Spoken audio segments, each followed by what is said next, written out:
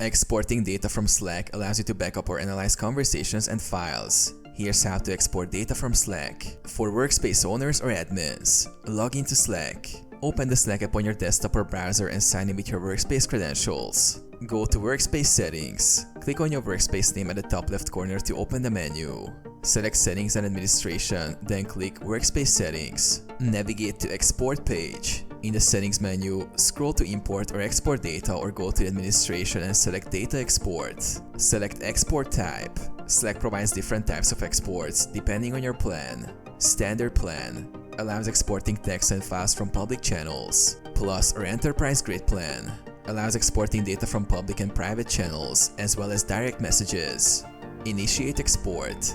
Click Start Export. You'll be prompted to select a time frame and choose between JSON or CSV formats. Slack will process the request, and you will be notified via email once the export is complete.